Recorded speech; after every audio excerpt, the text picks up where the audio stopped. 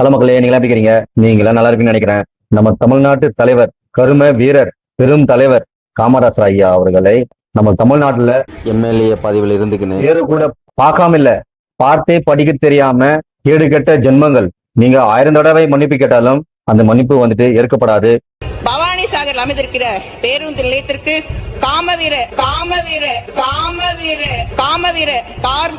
கர்மவீர காமராஜர் அவர்களின் பெயர் சூட்ட ஆவணம் செய்ய வேண்டும் என்று முதலில் தலைவருடைய பேர்களை படிங்க, அதுக்கப்புறம் அமைச்சர் பதவிக்கோ எம்எல்ஏ பதவிக்கோ வாங்க. இந்த அம்மா கிடையாது. டிவிகே தலைவர்கள் எல்லாமே வந்துட்டு பேரை எல்லாம் தப்பாக தான் படிக்கிறார்கள். அரசியல் வருவதற்கு முன்னாடி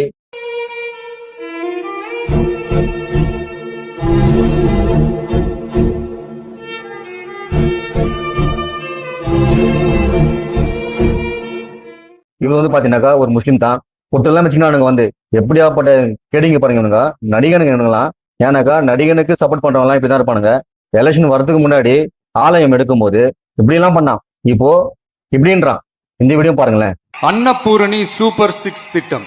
இத்திட்டத்தின்படி ஒவ்வொரு குடும்பத்திற்கும் வருடத்திற்கு 6 கேஸ் சிலிண்டர்கள் கட்டணமின்றி வழங்கப்படும். குடும்ப தலைவிகள் பயன்பெறும் வகையில் முதல் கட்டமாக அன்னபூர்ணி சூப்பர் 6 திட்டத்தில் ஆண்டிற்கு 3 விலையில்லா எரிவாயு சிலிண்டர்கள் வழங்கப்படும். ஆண்டு வருமானம் ரூபாய் 2.5 லட்சத்திற்கு மிகாமல் உள்ள பொருளாதாரத்தில் பின்தங்கியுள்ள குடும்பத்தினர், சிறு குறு விவசாய குடும்பத்தினர், மாற்றுத்திறனாளி குடும்பத்தினர் போன்ற சமூகத்தில் உள்ள நலிந்த குடும்பத்தினர் பயனடைவார்கள். இந்த மாதிரி வந்து நடிக்கிறது வந்துட்டு ரொம்ப ஏற்க முடியாத ஒரு விஷயம். இது நான் யாருக்கும் சப்போர்ட் பண்ணி பேசல. மக்களுக்கு நல்லது பண்றவங்க யாரா இருந்தாலும் சரி, திமுகவா இருக்கட்டும், அதிமுகவா இருக்கட்டும், டிவிகேவா இருக்கட்டும், இந்த மாதிரிலாம் வந்து மக்கள் மனதை புண்படுத்தாதீங்க. வருவதற்கு முன்னாடி ஒரு பேச்சு, வந்ததுக்கு அப்புறம் ஒரு பேச்சு, எல்லாமே வந்துட்டு ஒரு பொய் பித்தலாட்டம் தான். அரசியலுக்கு வர்றதுக்கு முன்னாடி தமிழ்நாட்டில் உள்ள அனைவருக்கும் சொல்லிட்டு இப்போ வந்துட்டு குறிப்பிட்ட நபருக்கு மட்டும் நீங்க இந்த செயலை பண்றது ரொம்ப கேட்கறதுக்கு கேவலமா இருக்கு. அதுக்கப்புறம் இன்னொரு போய் சொன்னீங்க, தமிழ்நாட்டில் பிறக்கும் அனைத்து குழந்தைகளுக்கும் தங்க மோதிரம் சொன்னீங்க. அதுக்கப்புறம் நான் சொன்னீங்க கவர்மெண்ட் ஹாஸ்பிட்டல்ல பிறந்தா தான் அந்த தங்க மோதிரம் சொன்னீங்க. இந்த மாதிரி ஆசை காட்டி மோசம் பண்ணாதீங்க. நான் உங்களை கையெழுத்து கும்பிட்டு கேட்டுக்கிறேன்.